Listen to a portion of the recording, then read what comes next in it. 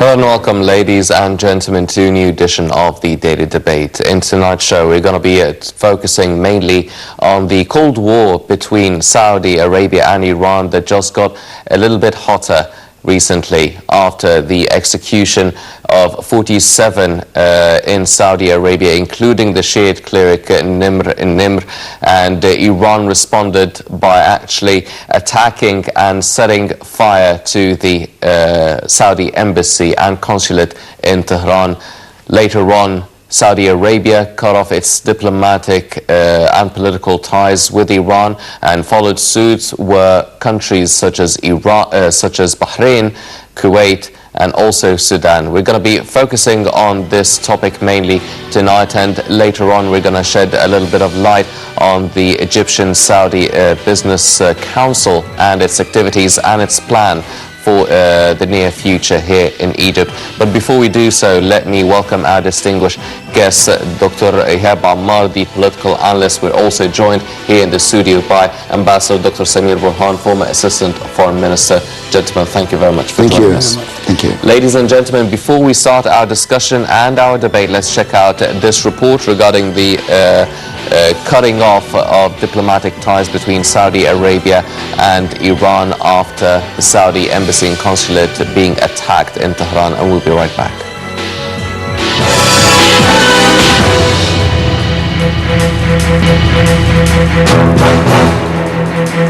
Saudi Arabia broke off diplomatic ties with Iran after protesters ransacked its embassy in Tehran to protest the execution of Shiite cleric Sheikh Nimr, whose killing has sparked international and regional fury.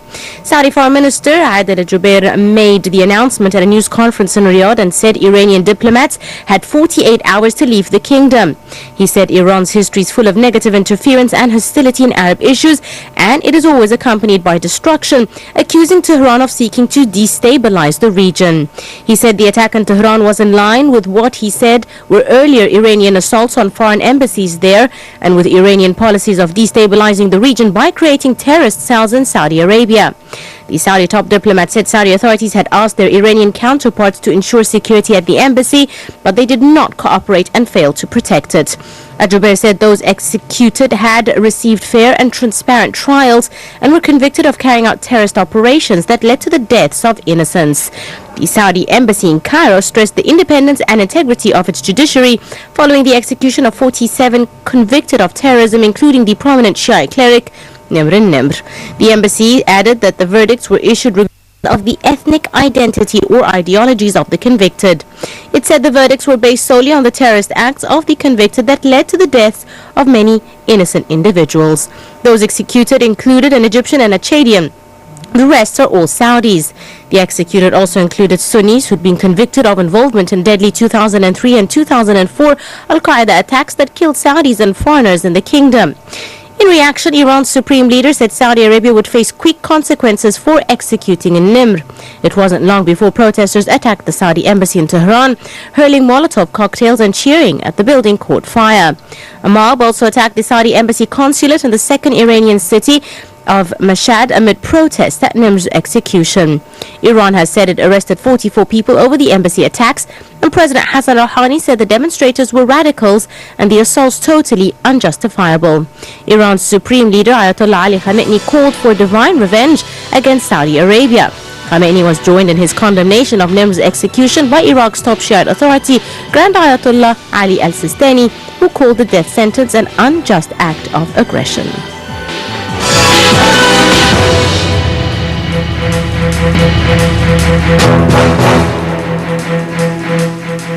Welcome back, ladies and gentlemen. Starting off our debate, Ambassador Dr. Borhan. Now, before we talk about the attack on the Saudi embassy and consulate in Tehran, let's take one step back. The execution of 47 people in Saudi Arabia over in 12 cities across across the country. Now, this received a lot of international condemnation. Mainly the execution of the Shiite cleric Nimr. It really prompted what happened later on in Tehran. First of all, is there any sort of significance for taking this decision of the execution now when ties are already the spotlight is really under Saudi Arabia since its fight and conflict with the Houthi rebels in Yemen. Saudi Arabia is also part and parcel within all the political equations taking place within the Middle East and the Gulf region and the whole area with the combat against terrorism as well. Why did Saudi Arabia decide to execute those 47 in 12 cities on that day now? Let us put the facts on the table, I think. The facts are Saudi Arabia has accused those people and those people has got, fair trial, and they were condemned to death by the authorities, judicial authorities of Saudi Arabia. The timing of execution, I think, it is up to the Saudi Arabia, our Saudi Arabian authorities, to put up the timing for the execution of the condemned people. So I think, in my opinion, the Saudi Arabia authorities has jurisdiction to execute those people, because after condemnation and getting a fair trial, and they were proved guilty. So I think the Saudi Arabia, it was a matter of timing to execute now or in yesterday or tomorrow, whatever it is. But it is up to the jurisdiction and the right of the Saudi Arabia to execute those people. The execution has passed, and they are waiting for the execution. So this is one thing. The other thing is, it is within the jurisdiction and the right of the authorities, the Saudi authorities, to give fair trial and to execute what has been proven guilty. And those people has been proven guilty, and the majority of them are Saudis. I think 45, except the Egyptian and the Chadian, and all those people are Saudis, and are Saudi, and I think the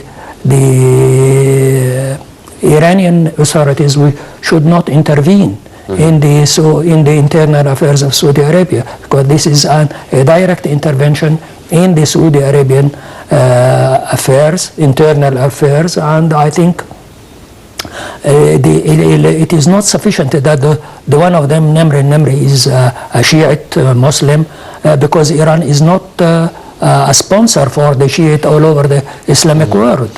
So I think those people are citizens of Saudi Arabia. The majority of them are citizens of Saudi Arabia. They have been given fair trial. They have been proven guilty, and they were waiting for a long time. I think 3 or 4 years. I think as I remember, waiting for execution, and they have. Get off all the defense that they could have been given. Yes. So this is my opinion. Dr. Ammar, now Saudi Arabia is also under the spotlight, and has been under the spotlight for quite some time regarding its human rights issues taking place there. Obviously as well, Saudi Arabia is known for the oil and the petroleum. The prices of oil per barrel has been dropping for quite some time now. It's now around $30 a barrel. With all this attention and spotlight that is focused on Saudi Arabia, and now the execution of the 47 men, even though they received fair trial, and I would like to add it, there are 47 terrorists. Yes, 47 men. Yes, we need to put words in its place. Well, they've been found guilty. Yes, and do you feel that this will increase the pressure on Saudi Arabia, especially that now with the drop of the oil prices, Saudi Arabia is still a wealthy country, but they actually recorded a yearly fiscal deficit this year. Do you feel now that more pressure is being applied on Saudi Arabia? First, let me agree on every word Mr. Ambassador have said. the question is, Nimr and Nimr, that terrorist who is belonging to the Shias thoughts, which everybody's free to think whatever he wants. We don't judge people's beliefs. But the question is, Nimr and Nimr, is he a Saudi citizen or Iranian citizen? If he is Saudi citizen, so why should Iran get angry? I can't understand. Unless, as Mr. Ambassador said, that they are the sponsor of all the Shia all over the world. And this takes us to another point. The loyalty of the Shias, is it for their own homelands or for Iran? If they believe in ideology, a religious ideology, this is up to them. But when it comes that they give out their loyalty to their homes, to Iran, now we have another category to speak about. So the attention that Saudi Arabia has taken is very normal. Very normal. Saudi Arabia is a very important country. And yes, it has a lot of effect in the actions in this world. Do you want to believe it or not? But this is true. The economic problems, yes, maybe Saudi Arabia will suffer from it for just as any other country, just like the USA, the United Kingdom, the whatever. I mean, all the world is suffering from economic problems. But the human rights, we need to believe that if we are really, as Muslim countries, requested to fight against terrorists, the world should respect us when we take real steps against terrorists. But when you go and fight and kill someone and they start talk about human rights, if you execute a terrorist person, they start to talk about human rights. And there's one choice of two. Either you keep us away from all this and you fight the terrorists by your own self, or when we fight it, you should respect us and support us. Not working against that, using the human rights, which is used now as a cover and protection to the terrorist organizations. Yes. Ambassador Dr. Borhan, now going to the attack that took place. Now, actually Iran bluntly declared, and they just said that we want some sort of divine justice for what happened to the Shiite cleric Nimr al-Nimr, and they, in a way, they endorsed what happened in Tehran, the attack on the Saudi consulate and embassy, and they didn't really condemn it in any way. The UN condemned it, a lot of countries all around the world, and our countries condemned the attack that took place in Tehran. However, do you see Iran endorsing this attack, supporting it, not really taking any sort of real participation in it, because it was done by a lot of people? But do you feel, how do you see Iran's position regarding this whole situation, not condemning it, actually believing that there should be some sort of divine justice or revenge, if you may call it? Let us speak about facts. I think the Iranian authorities, in my humble opinion, has instigated and encouraged the people to go against the Saudi missions in Tehran. The public could not have done such a horrendous act without the approval or the agreement of the government, or at least a green light from the authorities. So this is one, in my opinion, this is one fact. Of course, this is against international law. I mean, the Iranian authorities has to protect the diplomatic missions in Tehran, all over the country, either embassies or consulates, I think by instigating such an acts against the diplomatic missions, I think they have defied the international law. So this is one thing. The other thing, I think the Saudi Arabia has all the right to ask the Iranian authorities for reparation, and indemnities for what acts or horrendous acts has been against their missions in Tehran. So I think this is a clear violation of international law against the diplomatic immunities of the diplomatic missions in Iran and in Tehran and Iran as well. So I can see that the Iranian hands has got some red blood on their hands against the diplomatic missions in Syria, in Tehran. Yes. Dr. Ammar, now the attack on an embassy or a consulate in a country is against international law. The country should protect all the embassies and the diplomatic missions within their country, inside their country, according to the Geneva Agreement. Now, this has been violated. The UN condemned the attack, obviously. Should we expect any sort of international action to be taken against Tehran? First, let us remember the history of Iran. And when we look back to this history, we have to admit that Iran is a terrorist state. No doubt. So, I have been asking for a long time to break off the relationship, the Arabic relationship with this state, because their intervention in our internal affair, they take spiritual authority over our citizens and they turn them against their own land and their own people. They accused, they were a very direct reason for a civil war in Iraq, in Syria, in Lebanon, and they will keep going. They have been trying to do this in Bahrain. They are trying to do this in the East Zone in Saudi Arabia, which Nimr wanted to separate the East Zone from Saudi Arabia to make another state. I don't know what he was thinking of.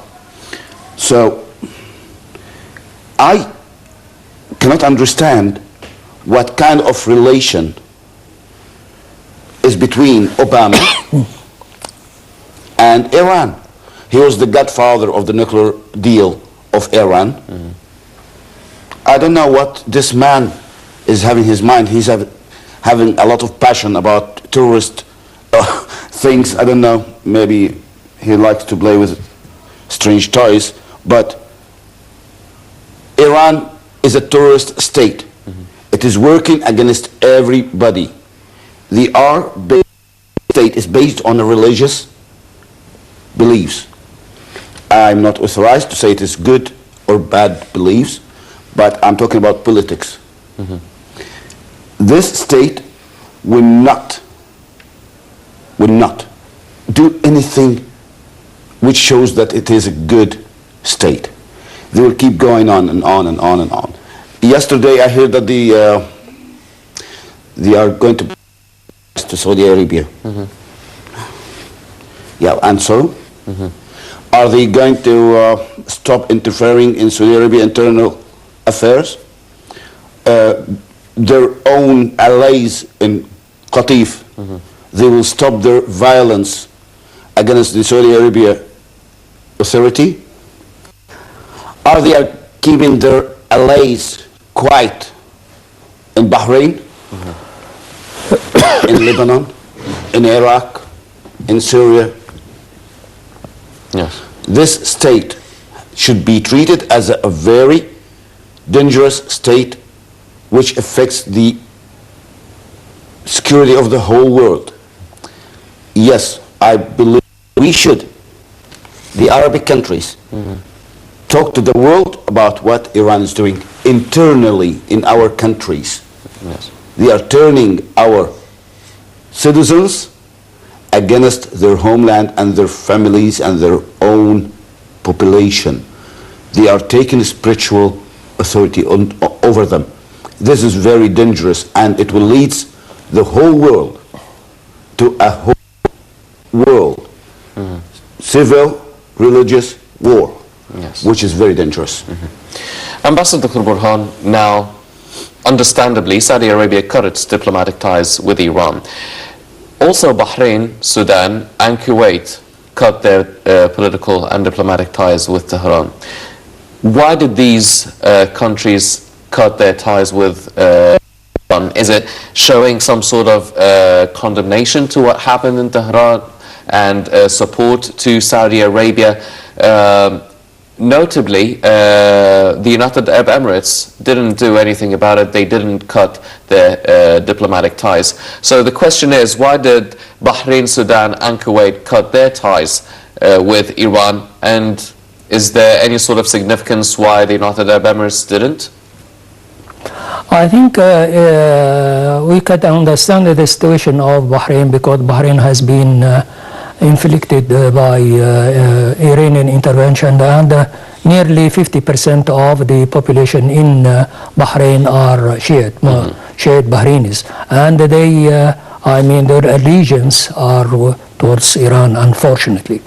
So I think the government of Bahrain would like to show our support for the Saudi Arabia, for instance, because the Saudis has been supporting the Bahraini government during the intervention of Iran, I think 1 year or 2 years ago. This is one thing. This is understandable. I think also the Kuwait. The Kuwait is on the other side of Shatt al-Arab. Yes. So I think they are very near to Iran, and they have also Shiite population. I mean, sizable Shiite population in Kuwait.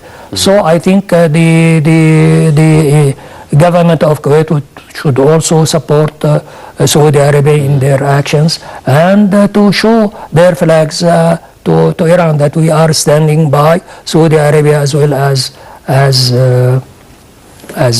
Bahrain. Yes.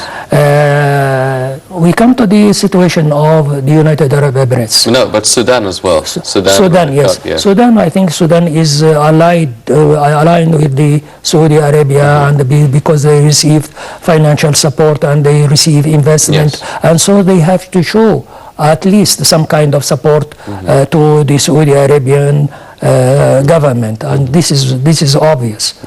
As for the United Arab Emirates, we should not neglect the fact that Iran has occupied 3 islands: Tunab al-Kubra, Tunab al-Sughra, and Abu Musa. Yes. These are United Arab Emirates islands, and occupied by Iran. And although the United Arab Emirates has raised the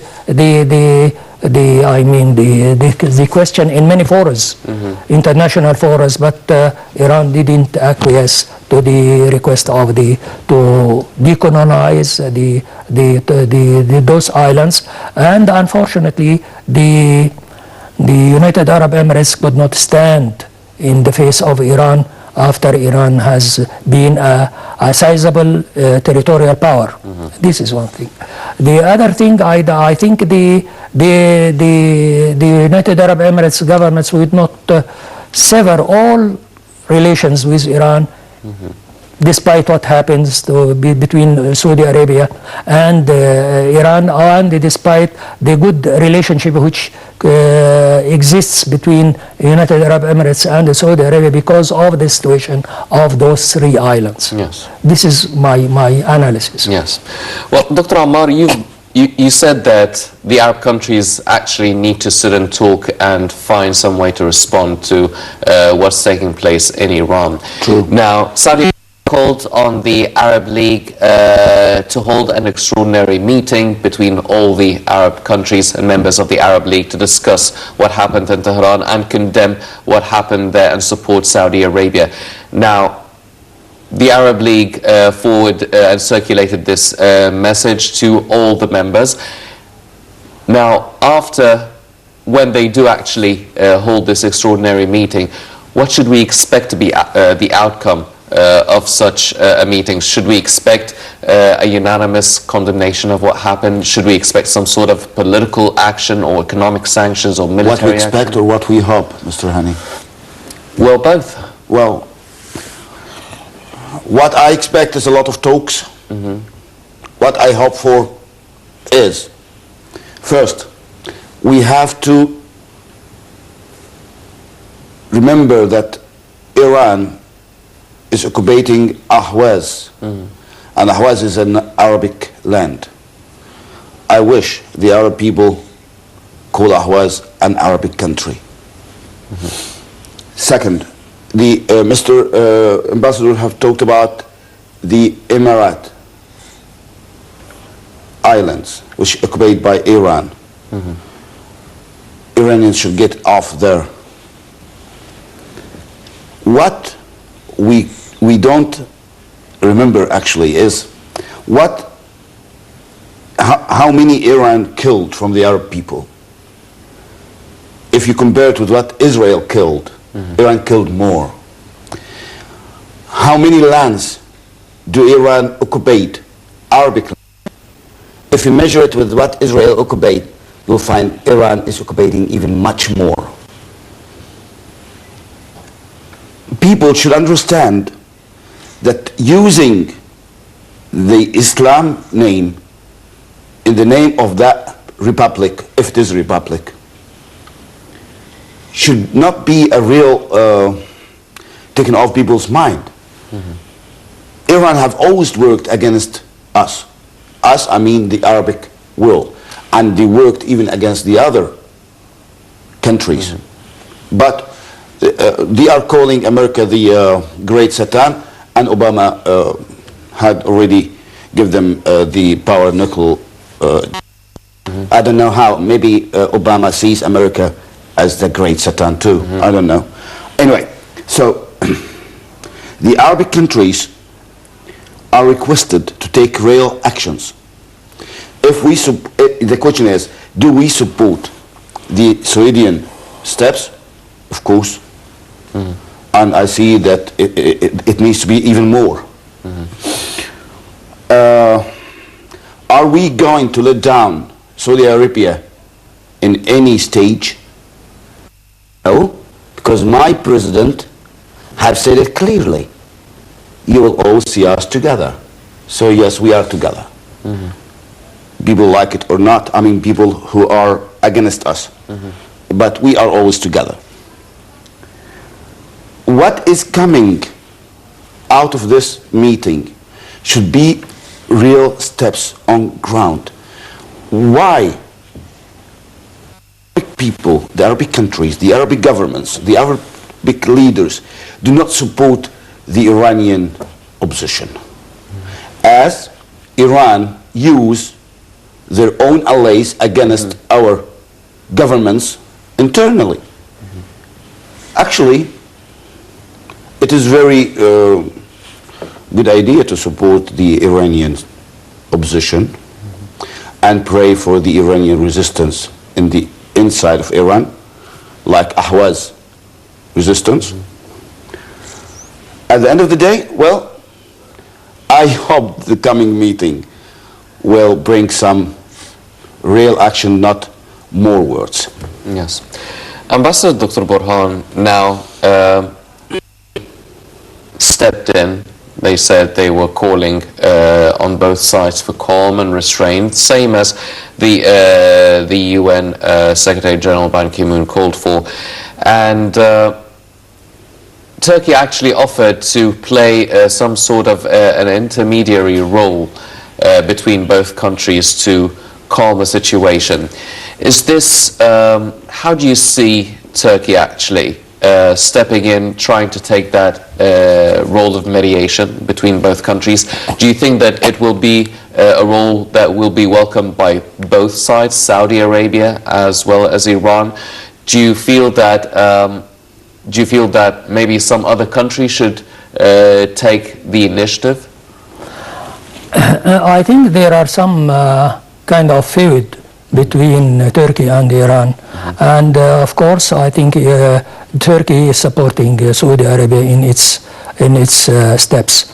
This is although the Turkish government has not cleared out their views on this question too, but from the news I received, I think the Turkey is behind Saudi Arabia. As for the mediation role between Saudi Arabia and Iran, I think it should be accepted by Saudi Arabia and the Iranians. At this moment, I don't think that Saudi Arabia has accepted any mediation between the Saudi Arabia and Iran, although even if it comes from Iran or another friendly state. But what I can see that the United States and maybe some other powers, Western powers, might step in to calm the situation between the two countries, because I think Saudi Arabia is very important to the West, or as well as Iran as well. So Iran has after signing with the 5+1, the nuclear agreement, I think, in my opinion, they may have, read a bad sign from the West that the West are absorbing or absolving or accepting the Iranian to go ahead with their intervention in the Middle East. So I think this is might be a right signal or bad signal, I don't know. But the Iranian has acted on the spur of the moment, and they have already intervened in Lebanon, Syria, Iran, Libya, and Yemen as well. They are fighting against the government in Yemen. So I think, in my opinion, the Iranian or the Islamic government of Iran has a project or has a program to be a mini superpower in the region, mini superpower territorially in the Middle East. Their steps to acquire the nuclear weapons or have an atomic program, either peacefully or unpeacefully, but they have aspirations, and they wanted to subdue the states in the region to their hegemony. This is what I can see. Well, Dr. Ammar, for quite some time we've been talking about Iran trying to establish its force and its dominance as a really influential player and country within the region. Now, after signing the nuclear deal with the P5+1, do they feel that they have the support and the backing of the international community and the West and the US administration now that they are on their good side? Do you feel that it will be some sort of a balanced power if Iran has the backing of the Western countries, including the US, and Saudi Arabia having all the backing of the Arab countries, including Egypt? Do you feel that this will be some sort of a balanced equation that could result in a peaceful consensus between both countries, or nothing whatsoever? Well, first I will take 30 seconds to talk about Turkey. The Turkish government, it's obvious and clear, and we are sure of that they are supporting the Muslim Brotherhood, the terrorist Muslim Brotherhood. And it happens that the Muslim Brotherhood and the Khomeini state, they are two faces for the same coin. So when Turkey interferes, so I believe it is an intervention from the terrorist Muslim Brotherhood. That's my point of view. And I wish our brothers in Saudi Arabia be very careful from the relation with Turkey. Very careful. Now, yes, back to Iran.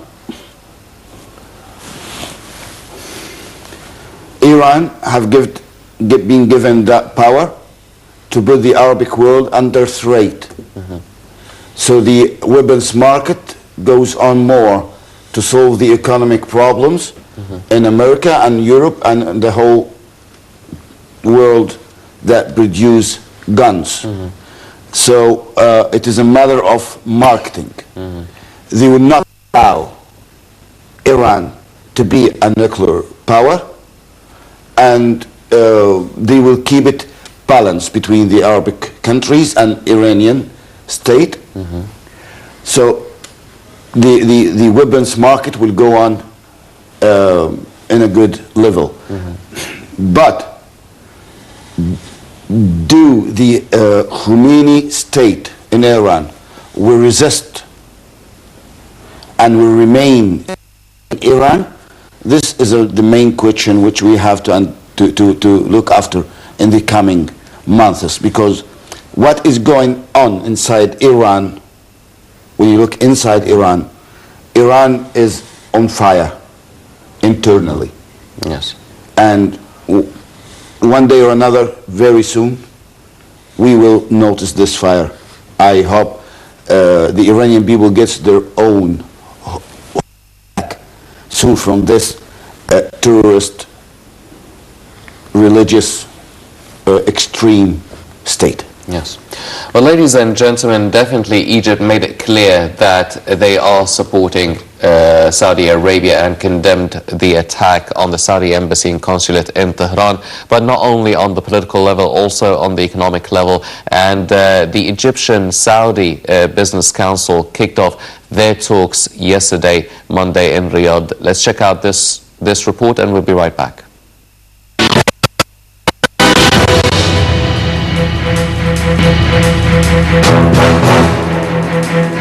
Saudi-Egyptian Business Council talks kicked off in the Saudi capital on Tuesday. The Ministers of Foreign Affairs, Higher Education, International Cooperation, Planning, Investment, Agriculture, Transportation, Electricity and Housing arrived in Riyadh for the third meeting of the Coordination Council, formed in November to promote cooperation between both countries. The three-day council gathering tackles means of fostering economic cooperation between the two countries in various domains, especially investments and trade fields. Minister of Housing Mustafa Madbouli will review the ministry's plan to attract Saudi investors to establish housing and construction projects in the new administrative capital on the Cairo-Suez Desert Road. Meanwhile, the Minister of International Cooperation, Sahar Nasr, will discuss obtaining soft loans from the Saudi Fund for Development to establish development projects, particularly in Sinai. The second council meeting was held in mid-December in Cairo, when Saudi Arabia's King Salman pledged a total of $8 billion or 30 billion riyals in investment and aid to Egypt over the next 5 years. The meetings come in the third phase of negotiations between both sides, following crystallizing all bilateral agreements. In the fifth round of meetings, both President Abdel Fattah al-Sisi and Saudi monarch Salman bin Abdulaziz will sign the final agreements. In November, Egypt and Saudi Arabia signed an agreement to form a strategic coordination council between both sides as an implementation of July signed Cairo Declaration, for which both Egypt and Saudi Arabia agreed to boost military cooperation via forming joint Arab unified forces to enhance power, electricity and transportation cooperation, achieve economic integration, increase the mutual Egyptian-Saudi investment and to deepen media and cultural cooperation.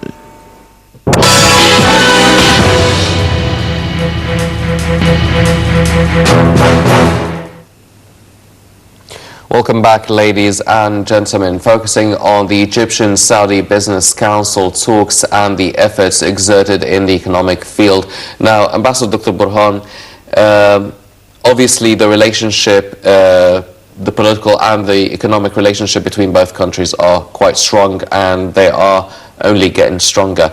Now, Saudi Arabia is a very wealthy country. We know that it has been that way for such a long time. However, their economic situation this year, the fiscal year, has ended in deficit. Now, do you still feel that doesn't really matter if they actually recorded a deficit, they will still be able to finance a lot of projects inside Egypt or anywhere as they wish? And do you feel that they will actually neglect the falling oil prices per barrel, and they will keep on supplying as much oil as they can? They will not cut the supply down? Let us make a difference between the governmental investments and the private sector investments. Although the government has shown a deficit in its budget, I think the Saudi government still wants to support the government of Egypt because of the difficulties we are facing at the moment. This is one thing. As for the private sector in Saudi Arabia are very wealthy people, and they have hoards and deposits in huge investments that they can put in Egypt, in Sudan, in every. So I think we should depend on the private sector investments. If the government has shown a shortage of its governmental investments, I think the private sector, Saudi private sector, should come along and step forward and put its investments. And this is what we should encourage. We should encourage the businessmen, Saudi businessmen, the private sectors, and to invest in many, domains in Egypt, industrial, agricultural, services, whatever it is. So they are keen to invest, and they have the proper means to invest in Egypt. So I think we should differentiate between our needs, the governmental, private sector, and others. Yes. So this is what we should do. Yes. Dr. Ammar, now Saudi Arabia has been known for its support to Egypt, especially financially and economically during the past few years, and it's not really slowing down in doing that, which is great. A lot of cooperation in terms of the administrative capital project, also a lot of projects within the industrial sector, the energy sector, electricity and housing as well. Also in the tourism sector, they will work on a lot of projects in the Sinai Peninsula. A lot of financial aid donations and loans will be given to Egypt. What will Egypt be doing in return? First, investment is a partnership, is a benefit for both sides. So both sides will benefit economically from these investments. Not only the Egyptian side, but the Egyptian side and the Saudi side, which is good and fair for. What Egypt will do, excuse me, you are investing here to take profits, and I take profits. It is not that you are buying my political decisions. Without investment or with investment, Egypt is behind the Arabic countries, especially Saudi Arabia, Emirate, and the Gulf area, and the other countries around us. So it is not connected with investment. The Egyptian political decisions, steps, are made as a good, great country that support the Arabic countries in their all cases, not only with investments. I mean, if Saudi Arabia cannot invest in Egypt, it doesn't mean that we will back off our support from Saudi Arabia. Of course not. Of course not. So this has nothing to do. What will Egypt pay in return? What Egypt pay in return is profit from the projects that you are investing. You put your money in this country, we get benefits, you get benefits. So it is between us, and that's very good, fair for everybody. Yes. But no, we are not waiting for investment to give something in return, politically or military or whatever. We have helped. Palestine went into wars. We lost our economic and our best men. And Palestine was not giving us investments. Actually, we were paying. So Egypt is bigger than giving something for investment. Investment is economic activity. Everybody gets benefits, everybody's happy. Yes. Ambassador Dr. Borhan, do you expect that such loans will given by Saudi Arabia to Egypt, do you expect that Egypt will actually, it will create some sort of a burden later on in paying off any sort of debts or interest rates? Do you think that will be a problem later on economically, or do you feel that Saudi Arabia, well, it is a supportive and friendly country, it will not really be a problem, and all these investments will be able to generate enough profit, and we will see it will bear fruit to actually be able to pay off any sort of interest? I think when our economy picks up, I think we have to pay all those investments back to either Saudi Arabia, to America, whatever it is. So it is some kind of give and take. They give us, they support us in our difficult times, and we should repay back those loans and assistance. And we have done so in the past, and we have not in any moment declined to pay our debts. We always pay our debts to the creditors, the international organizations, the World Bank, whatever it is. Yes. So it is a burden on the government of Egypt to pay back the loans and the credits it has acquired from friendly or international organizations. This is quite obvious and clear. Yes. And Ambassador Dr. Borhan, how do you expect the Egypt stance will be regarding what happened recently in Tehran and Saudi Arabia's stance when the extraordinary meeting will be held? I think we will support the Saudi Arabian stance in the Arab League Congress or our League conference, and although I don't think that there will be a unanimity in the resolution, because some Arab countries might either refrain or against the taking a unified stand by the Arab League. So let us hope that the majority of the Arab countries will support the Saudis in their stance, and we should say that we have suffered our relations with Iran since I think 27 years ago. So I think the government of Egypt is quite clear in its stand behind the Saudi Arabias as well as the Gulf countries, but there are Sudan as well.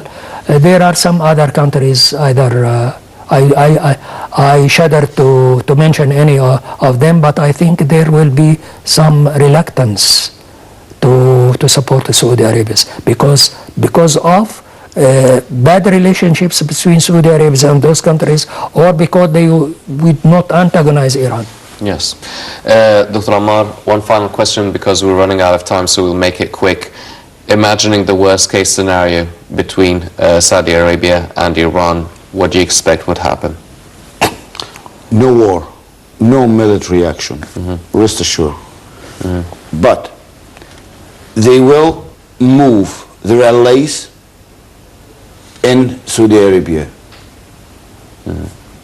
And I hope that whoever moves according the Iranian orders and leadership, the he have to go after Nimr Nimr as soon as possible. Because if we are not really serious about protecting our existence and our countries and really to be exist, we will lose our existence. We have to be very clear and very tough and very serious about it. When you talk about fighting terrorists, then fight it in every way possible. Yes. Ladies and gentlemen, a lot of developments are taking place between Saudi Arabia and Iran. Definitely, Egypt is part and parcel within the whole equation with all the developments taking place in the region. We will be monitoring what happens next. We will be monitoring the extraordinary meeting that will be held by the Arab League in relation to what happened in Tehran and the Saudi embassy there. Unfortunately, that's all the time we have for this edition of the Daily Debate. But before we go, I'd like to thank our very distinguished guest ambassador, Dr. Samir Borhan, former Assistant Foreign Minister, and I'd also like to thank Dr. Ihab Ammar, the political analyst. Gentlemen, thank you very much for joining us. Okay. Ladies and gentlemen, please stay tuned for more coming up on Nile International. I'm Henny Safe. Thank you for joining us.